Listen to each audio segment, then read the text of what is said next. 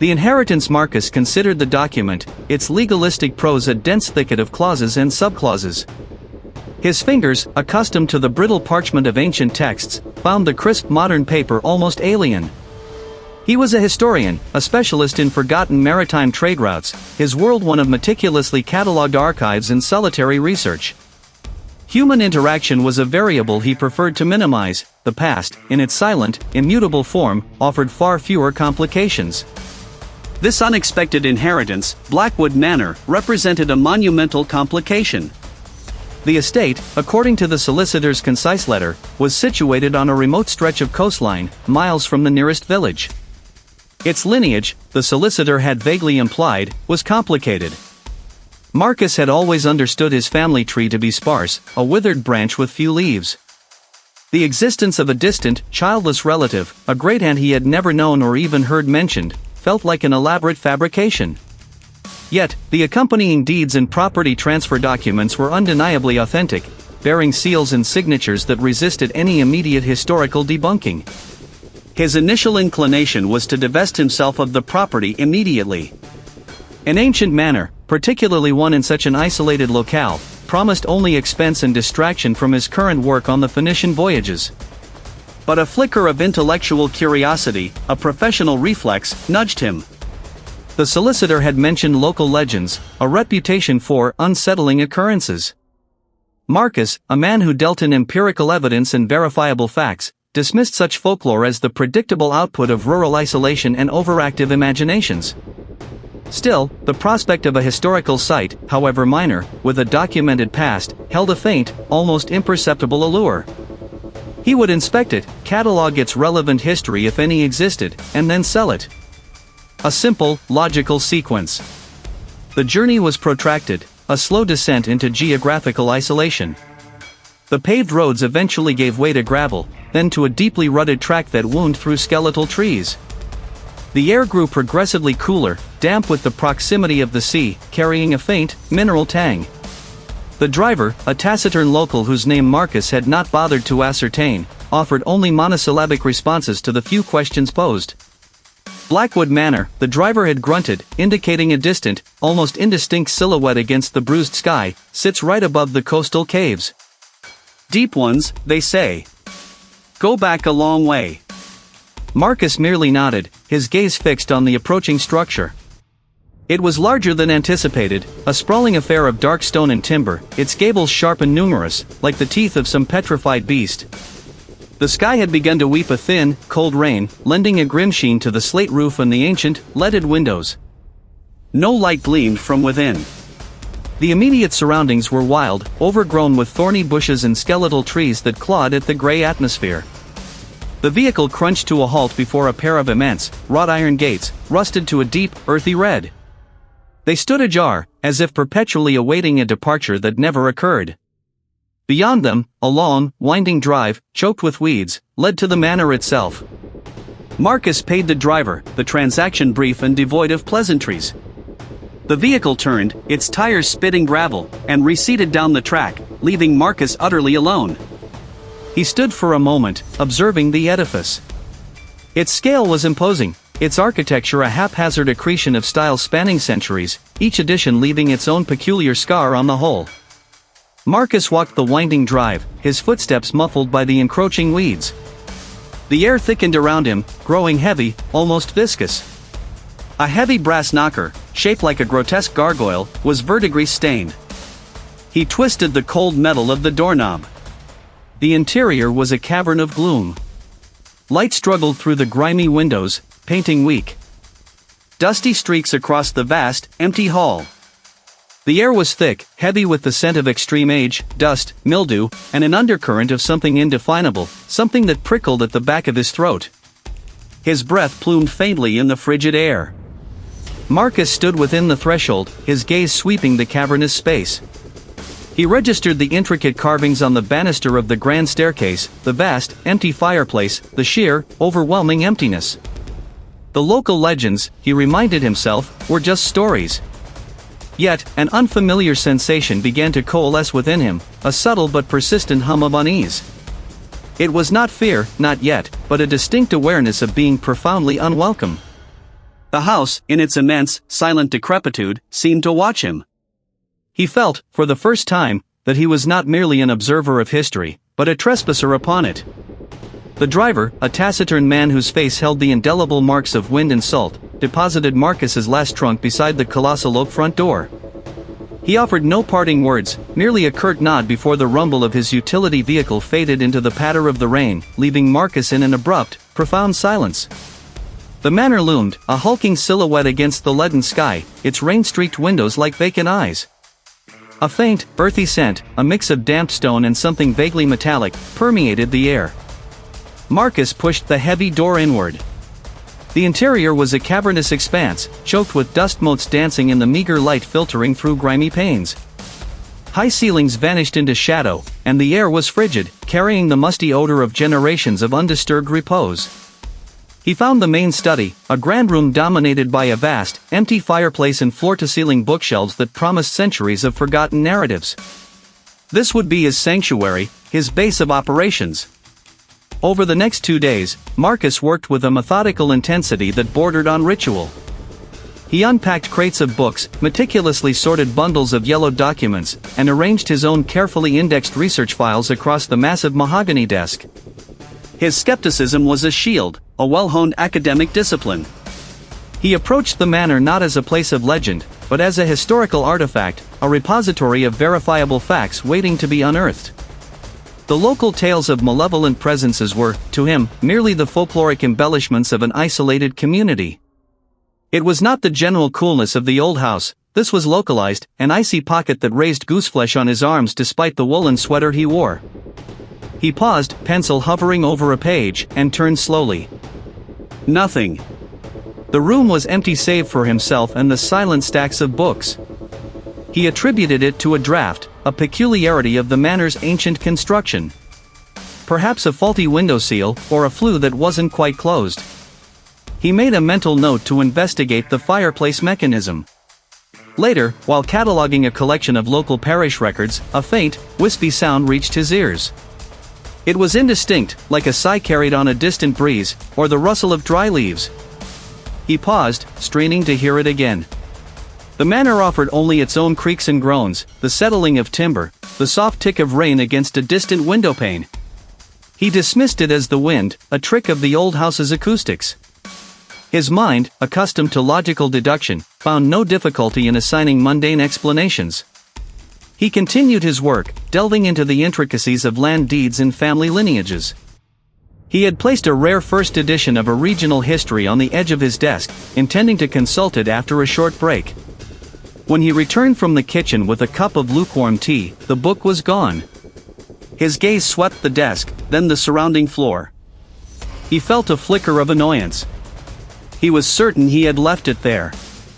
A moment later, he spotted it.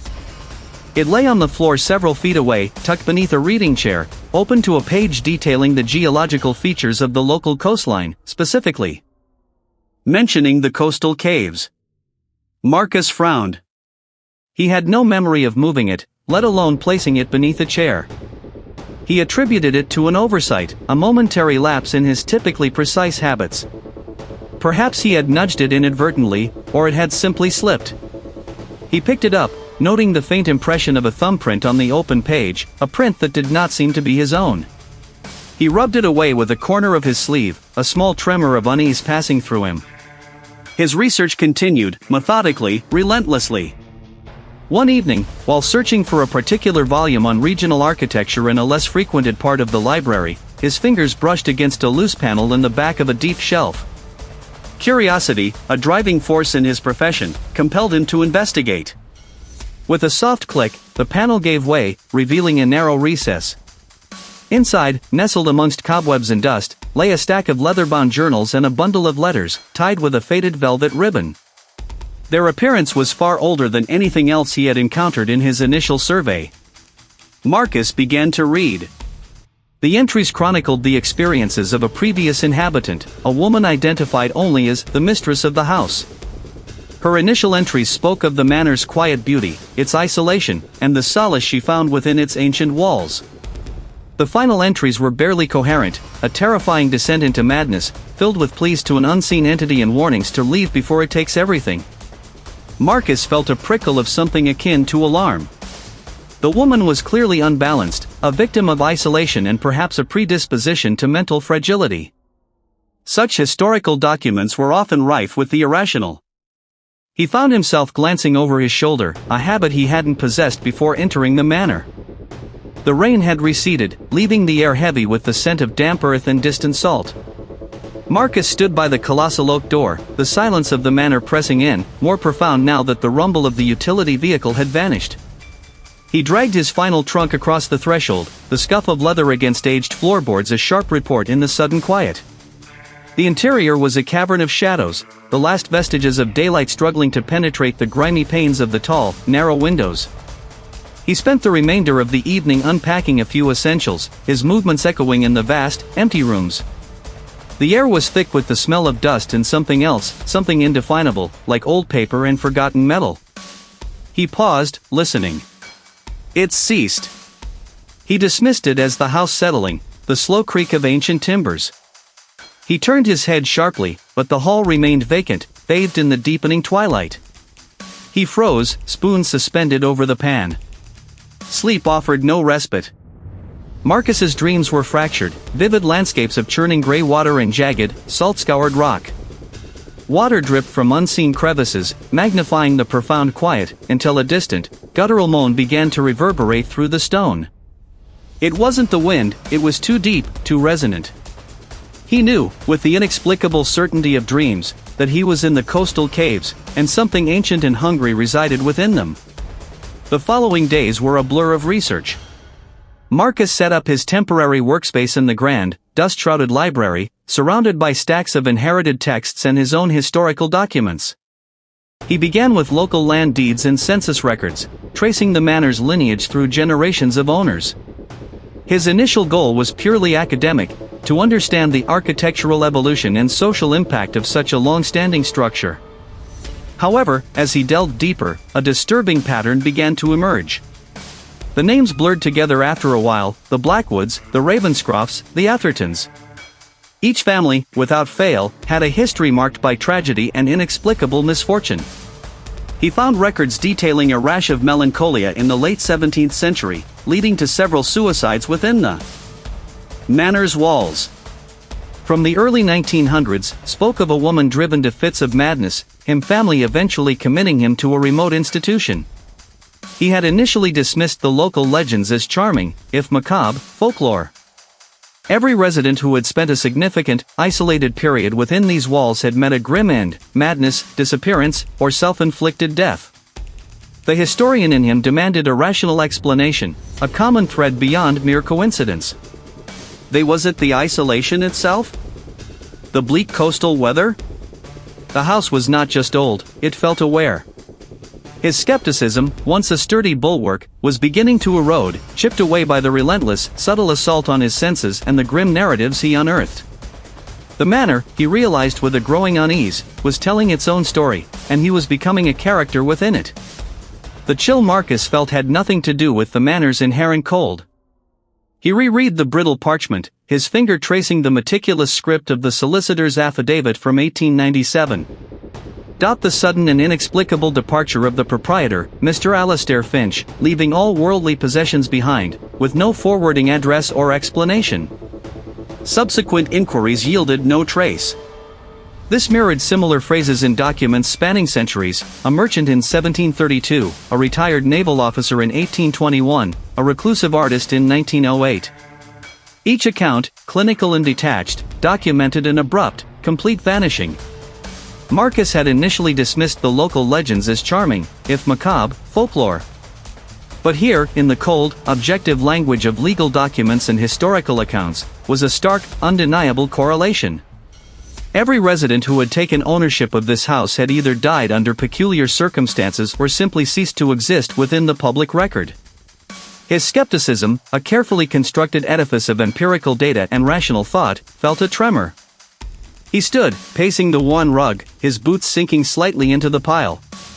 The air in the library, usually still, seemed to thicken, pressing against his skin. A flicker at the edge of his vision. He turned sharply. Nothing. Only the dust motes dancing in the faint light filtering through the grimy window panes. He rubbed his eyes, attributing it to fatigue. He'd been poring over these records for days, sleep becoming a luxury he could ill afford. He moved to the drawing room, seeking a change of scenery. As he passed a tall, ornate mirror, his reflection wavered. For a fleeting instant, the image in the glass was not his own. A woman, her hair disheveled, a thin, white shift clinging to her frame. Then, it was Marcus again, his own face reflected, slightly paler than before, his brow furrowed in confusion.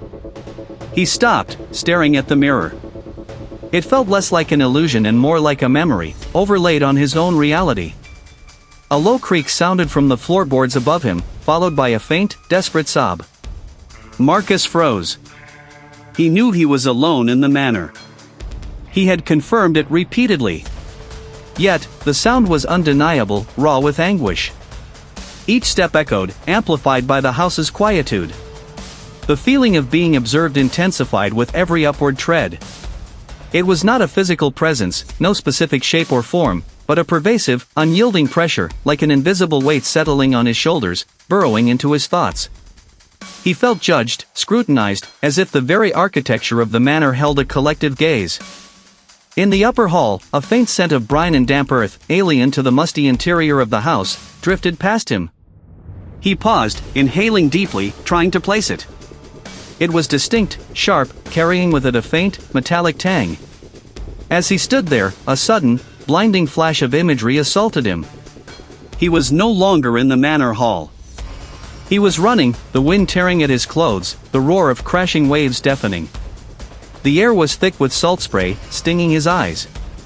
He was desperate, scrambling over rough terrain, the sound of his own ragged breathing lost amidst the elemental fury. He stumbled, his knee hitting sharp rock, the pain immediate and real, yet he felt no actual injury in the manor hall. The vision dissolved as quickly as it had appeared, leaving him breathless, disoriented, his heart hammering against his ribs. Marcus leaned against the wall, his head spinning. His hands trembled. This was no trick of light, no fatigue-induced hallucination. It was as if he had momentarily become someone else, inhabited their desperate flight. The walls around him seemed to hum with a low, resonant frequency, a vibration that he felt in his teeth, deep in his bones. His carefully constructed skepticism fractured, splintering into jagged shards. The manor was not merely old, it was alive.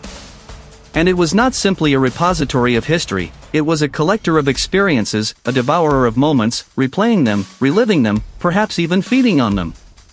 He was no longer just a historian researching a property. He was becoming a participant, an unwilling conduit for the manor's malevolent memories. He was being absorbed. The brittle parchment crackled faintly as Marcus lowered it onto the heavy oak desk. Mr. Alastair Finch. 1897, sudden and inexplicable departure.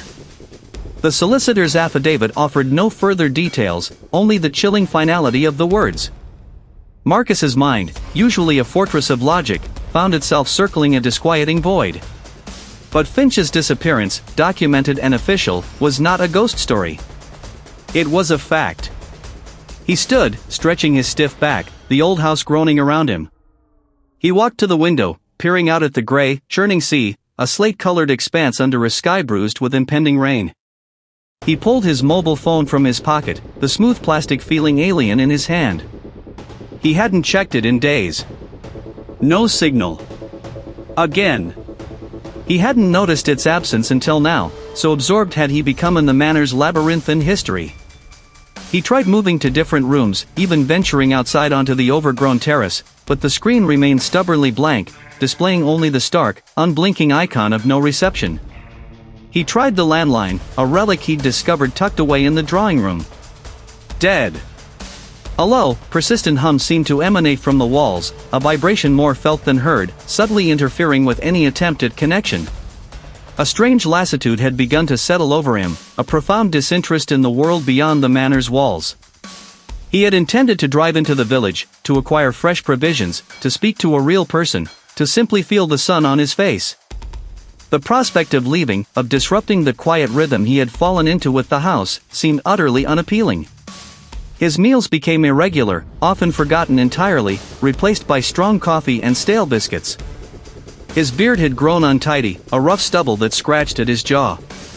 He noticed the faint, earthy scent of the manor clinging to his clothes, to his skin. It wasn't unpleasant, merely pervasive. He tried to email a colleague, a specialist in obscure local histories, about the Finch affidavit. The email composed, he clicked send, watching the small progress bar crawl across the screen before freezing, then displaying failed to send. He tried again, and again. Each attempt met with the same silent, unyielding refusal. It wasn't just the lack of signal, it was a deliberate severance, a quiet, insistent snip of the cord connecting him to the outside. A peculiar sense of being watched had intensified, not with malicious intent, but with an almost possessive warmth. The house itself seemed to breathe around him, its ancient timbers sighing, its windows gazing. When he considered venturing out, a subtle pressure would build in his chest, a heavy, almost magnetic pull drawing his back into its core. He was in the library, tracing a finger over a faded map of the estate, when his gaze snagged on a small, handwritten annotation in the margin. It was a faint, spidery script, almost illegible, wedged between the printed lines detailing the property boundaries. The coastal caves. Where the sea reclaims what the earth surrenders. The words, though vague, resonated with an unsettling familiarity. He remembered snippets of local folklore, half-heard tales from the village solicitor about strange disappearances, about offerings made to the sea. The map indicated a series of jagged inlets, a treacherous stretch of coastline directly below the manor cliffs. He pulled out another ledger, this one detailing maintenance records from the late 17th century. Among the entries for roof repairs and chimney sweeps, a recurring, unsettling note appeared, resecuring the lower passages, the constant dampness. Lower passages. Erosion. Caves. The manor, he now understood, was not merely built near the coastal caves, it was intrinsically linked to them. The lower passages likely led directly to them. A new, terrifying implication began to solidify in his mind. The manor's ancient hunger, its consuming nature, might not be confined to its walls. He was not just trapped in the house, he was trapped with it, inextricably bound to its ancient, hungry core. The realization, instead of spurring him to action, seemed to drain the last vestiges of his will to resist. He simply sat there, staring at the map, the manor's pervasive hum now a lullaby, beckoning him deeper into its embrace. The map, brittle and stained, still lay spread across the desk, its penciled annotations a stark reminder of the village solicitor's hushed warnings. Marcus traced the jagged inlets with a finger, the lines converging on a stretch of coastline marked dire. The phrase felt like a physical chill, seeping through the old paper. He remembered the vague snippets of folklore, the whisper of offerings to the sea. What kind of offerings, and to whom? He pushed away from the desk, a sudden, inexplicable urgency compelling him to move. The air in the study felt heavy, thick with unspoken histories. He needed to verify something, anything, to anchor himself. He decided to revisit the library, hoping its familiar rows of books would offer a semblance of order. Stepping into the corridor, Marcus paused. The ornate grandfather clock that usually stood sentinel near the main staircase was gone. He stared at it, a knot tightening in his stomach. He was certain the clock had been there just hours ago. He ran a hand over the cool, smooth wood of the chest, then rapped his knuckles against it. Solid. Real, yet, impossibly, new. Had he simply overlooked it before? He continued, his footsteps echoing too loudly on the polished floorboards. He reached the double doors of the library and pushed one open. The room beyond was not the library. It was a vast, cavernous space, dimly lit by a single, high window overlooking what appeared to be the ocean, not the overgrown garden he expected. The air here was damp, carrying the faint, briny scent of salt and decay. Ropes hung from the ceiling beams, thick and frayed, swaying almost imperceptibly. Barrels, heavy and staved, were stacked against a far wall, and a large, rusted anchor lay half-buried in the uneven flagstones. This was a warehouse, or perhaps an old dock storage area, not a room within the manor he had come to know. His breath hitched. He had never seen this room before. It felt utterly alien, yet undeniably present. A low, guttural creak emanated from the far corner. Marcus spun around, his heart hammering against his ribs. Nothing. He pulled the door shut with a soft click, then leaned against it, his chest heaving. This was beyond optical illusion, beyond a trick of the light. The house was changing. It was not merely old or neglected, it was fluid, mutable. A physical manifestation of a deteriorating mind, perhaps his own. He pushed off the door, his movements more deliberate now, his mind racing. If the house could shift its physical form, what else could it do? He stumbled back down the corridor, desperate to find a familiar landmark, to prove his sanity. He passed a portrait he was certain hadn't been there before, a stern-faced man in a sea captain's uniform, his eyes following Marcus with an unnerving intensity. The man's gaze was familiar, unsettlingly so. He found himself in a small, dimly lit study he recognized as the previous owner's private office. On the desk, illuminated by a single, flickering gas lamp, lay a leather-bound journal. Its cover was worn smooth, the pages yellowed and brittle. He picked it up, his fingers trembling slightly. The handwriting was cramped, precise, yet imbued with an underlying tremor. He began to read. The entries detailed the slow descent of a man named Elias, a sea captain, into paranoia and fear. The house demands more, one entry read, dated nearly 2 centuries prior. The labyrinth grows, twisting my mind as it twists its own passages. Marcus see faces in the glass, hear voices in the stone. They are not my own. He was becoming them. The words struck him with a profound, terrifying clarity. Was this Elias's room? Was he, Marcus, standing where Elias had stood, feeling what Elias had felt? A wave of disorientation washed over him. He looked at his hands. Were these his hands, or the gnarled, salt-worn hands of a desperate captain? He forced himself to focus back on the journal. Elias wrote of a final, desperate plan. The only way to appease it, to starve it, is to sever its connection to the sea. The coastal caves. That is where it draws its strength, where the old rituals were performed. I must find the way there. Not just a treacherous stretch of shore, but the very source, the heart of the manor's malevolence. Elias believed he could sever its connection, could starve the entity. And Marcus, as he read, felt a strange, overwhelming conviction settle within him. It was no longer Elias's mission. It was his. The boundary between himself and the dead captain blurred, then fractured. He was Elias, desperate to break free, to halt the consumption. He had to go to the coastal caves. The house, in its insidious way, had shown him the path, and in doing so, had deepened its hold. Elias's words, scribbled in a hand that grew increasingly desperate, pointed to a solution, a horrifying truth that resonated with a clarity he could no longer deny.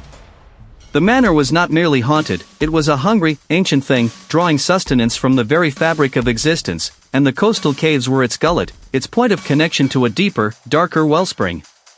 He left the study, the heavy tome still clutched in his hand, and moved with a purpose he hadn't felt in weeks. The manor itself seemed to watch him, the floorboards groaning underfoot not with age, but with a subtle, malevolent awareness. Each step was an assertion against its encroaching influence. He found his way out, the salt-laced wind whipping at his coat, a stark contrast to the stagnant air within the house. The path to the coastal caves was treacherous, a narrow track winding down the cliff face, slick with spray and overgrown with thorny gorse. The descent was arduous, his muscles protesting, but a cold determination propelled him forward. He imagined its unseen gaze following him, a predator observing its prey's frantic, final movements. Finally, the path opened onto a narrow stretch of shingle, the roar of the sea echoing in the vast maw of the caves. He stepped inside, the light diminishing rapidly, swallowed by the cavern's maw. His footsteps crunched on pebbles, the sound amplified and distorted, then absorbed by the suffocating quiet that followed. The cave walls were rough, wet, glistening with mineral deposits that caught the light like baleful eyes. Water dripped from the ceiling, a rhythmic plink-plink that seemed to count down an unseen clock. He pressed deeper, Elias's fragmented descriptions guiding him. He chose the one Elias had marked with a crude sketch, a passage that narrowed significantly, forcing him to duck and squeeze through a particularly tight squeeze. His breath hitched, a purely physiological response to the sudden drop in temperature, despite the exertion. This was it. He emerged into a smaller, circular chamber, entirely cut off from the outside world. Here, the air was utterly still, heavy and thick, difficult to draw into his lungs. In the center of the chamber, a pool of water lay, perfectly still, reflecting nothing. He reached out a hesitant hand, his fingers hovering inches above the surface. Not an image in the water, but a disturbance of it. Wisps, like smoke or mist, began to rise from the surface, coalescing into fleeting, translucent shapes. He recognized them. A child's toy, a silver locket, a forgotten face, a phrase whispered in a long-dead language. Fragments. Memories. His own memories. He watched, horrified, as a vivid image of his mother's face, laughing, clear as day, flickered into existence above the pool, then stretched, distorted, and was drawn down into the featureless surface, dissolving without a trace. This was not a passive echo. This was consumption. The manor, through this conduit, was actively drawing in the very essence of existence, of identity, of life. Elias had been right. It fed. He felt it then, a subtle, insidious pull, like a drain opening within him. A weakness spread through his limbs, a fatigue that went beyond physical exhaustion. His thoughts, usually so precise, began to fray at the edges, details blurring, names momentarily slipping from his grasp. He tried to think of his research, of the historical facts he had meticulously gathered, and found gaps, lacunae where certainty had once resided. The manor wasn't just taking memories, it was taking the capacity to remember, the very framework of his sanity. The metallic scent in the air intensified, coppery and cloying. The low hum deepened into a resonant throb, vibrating through the rock, through his bones.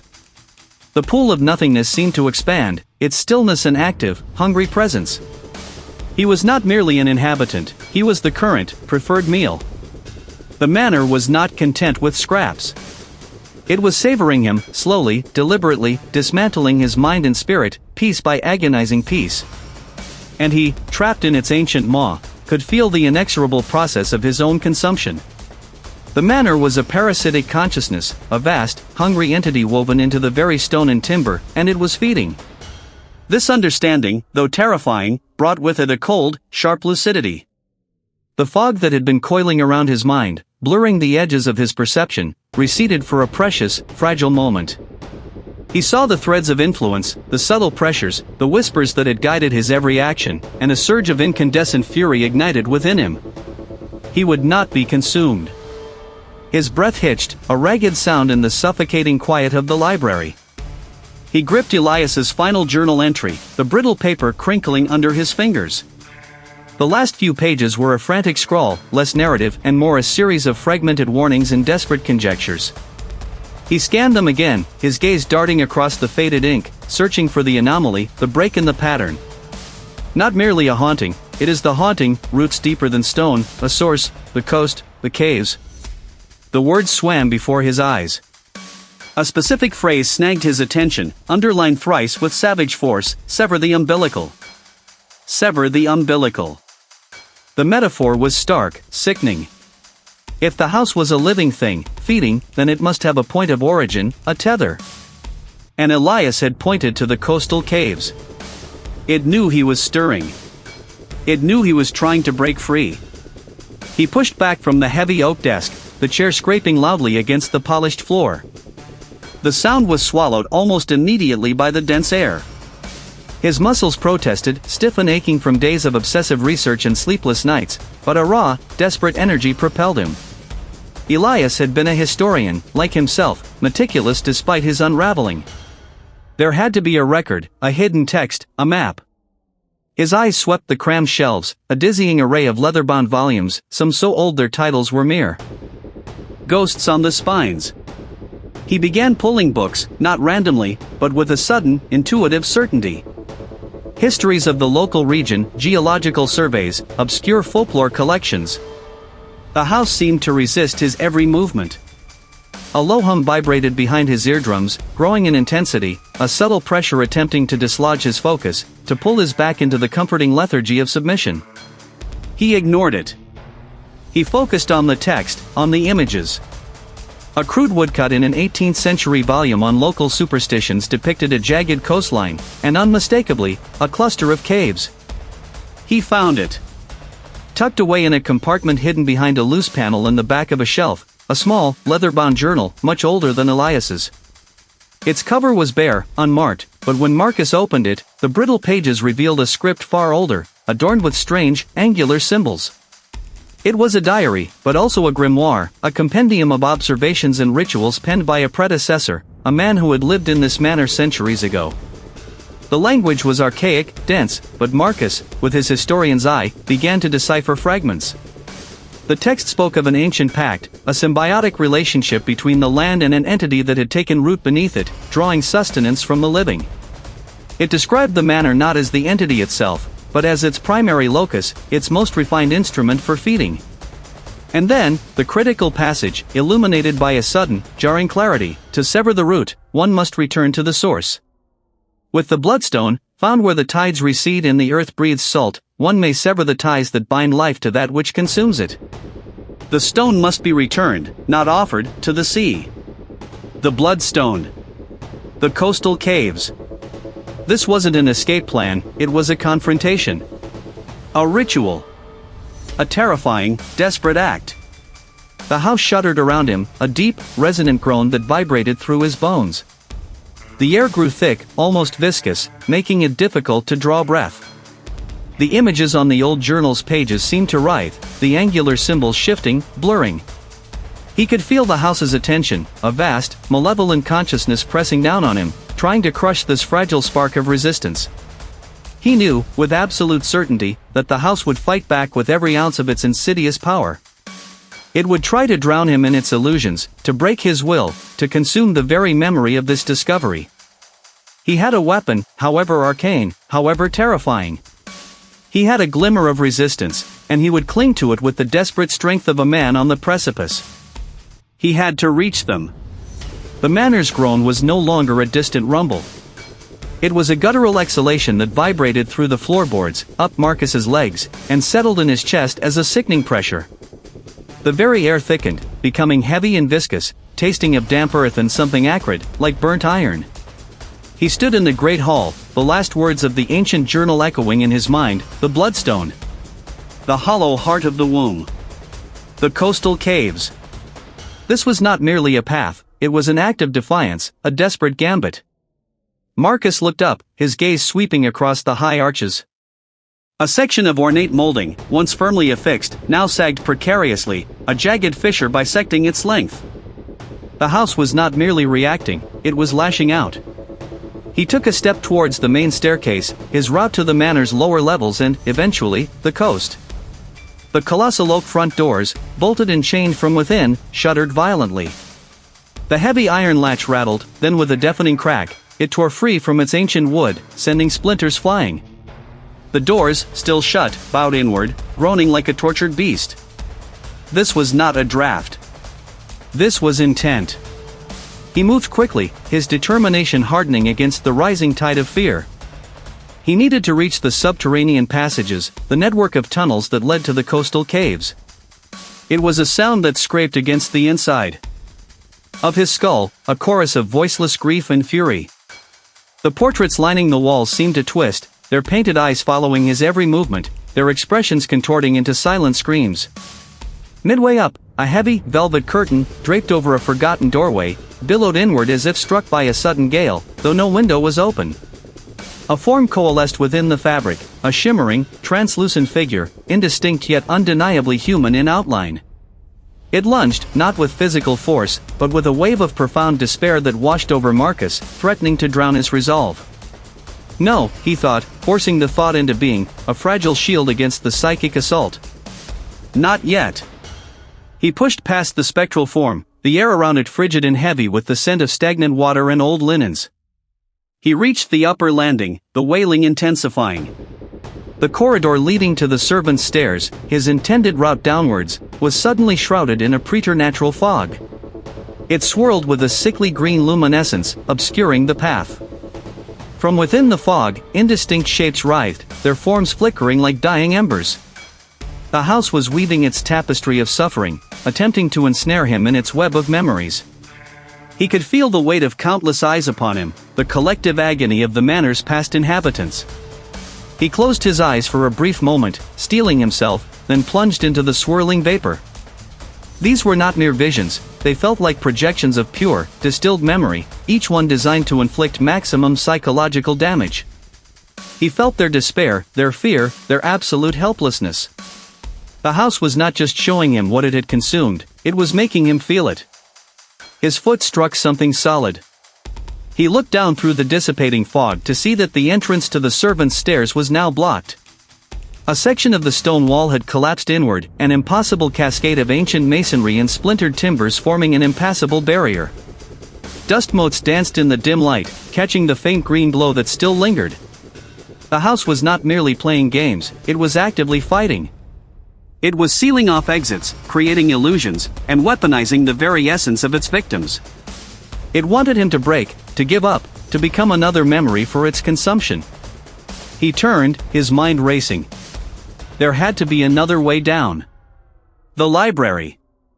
It had a hidden passage, he remembered from his initial explorations, a seldom used route to the wine cellar, which might connect to the older, deeper foundations. He moved with renewed urgency, the wailing growing into a full-throated roar that shook the very foundations of the manor. As he sprinted down another corridor, the floorboards beneath him began to undulate, rippling like disturbed water. He pressed on, his breath ragged, the scent of rot and decay becoming overpowering, mixing with the metallic tang of old blood. As his hand reached for the brass handle, the patterns seemed to shift, writhing like trapped serpents. The wood itself pulsed, a faint, internal light gleaming through the grain. He yanked the handle. It was stuck. Not merely jammed, but fused. He pulled again, harder, and felt a burning sensation on his palm. The wood was hot, almost scorching. It was a sound of ancient, malevolent amusement, a voice without a body, the house itself mocking his efforts. Marcus felt a primal scream clawing at his throat. He was trapped in a living nightmare, and the manor intended to make him its final, exquisite meal. His determination, though battered, held firm. The coastal caves. He had to reach them. He pushed through the thickening air, each breath a struggle against the unseen weight. His determination, a cold, hard knot in his gut, was all that propelled him. This was it. The culmination of weeks of dread, of discovery, of losing pieces of himself to the hungry architecture. He descended deeper into the manor's bowels, following the faint, insistent pull he had identified as the core. The path was not a staircase, but a twisting, narrowing tunnel that had once been a forgotten service passage, now warped and stretched, its stone walls weeping moisture. The stone under his boots grew slick, covered in a fine, phosphorescent moss that pulsed with a faint, sickly green light, barely illuminating the way. Memories, fragments of them, began to flicker at the periphery of his vision. Not his own, not entirely. A woman's faint laughter, a child's sob, the distant clang of a blacksmith's hammer. They were like dust motes caught in a beam of light, swirling, indistinct, yet profoundly sorrowful. The manor was attempting to disorient him, to flood his senses with the detritus of its past meals. He clenched his jaw, focusing on the rough texture of the wall under his outstretched hand, on the rhythmic drip of water somewhere ahead. Not real. Not mine. The passage terminated abruptly at a jagged opening, not carved but seemingly torn into the rock. Beyond it, a vast, echoing space unfolded, dimly lit by the same eerie luminescence. The air here was heavy with the unmistakable scent of brine and decay, a smell that spoke of tides and hidden depths. He had found them, the coastal caves. This was no ordinary cave system. The walls, craggy and damp, were not merely rock. They shimmered with a translucent, gelatinous film, like a vast, organic membrane stretched taut. Within this film, Marcus could discern faint, swirling patterns, ephemeral images of faces, objects, brief scenes from lives long past. A child's wooden toy, a forgotten locket, the furrowed brow of an old man, a flickering candlelight in a storm. These were the memories, the sanity, the very life force the manor consumed, not entirely digested, but held in a grotesque, living archive.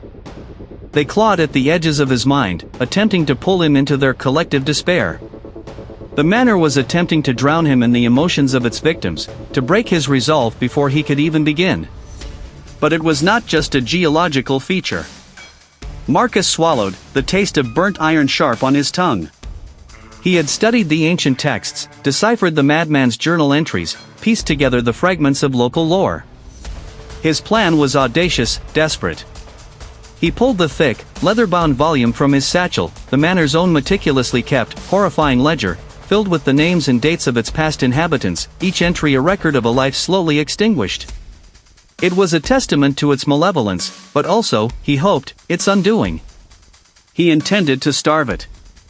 To deny it the fragmented, despairing memories it craved. To force-feed it something it could not digest, the unvarnished, unbroken truth of its own history, presented with clarity and intent, not as a forgotten echo, but as a defiant assertion. They're not real.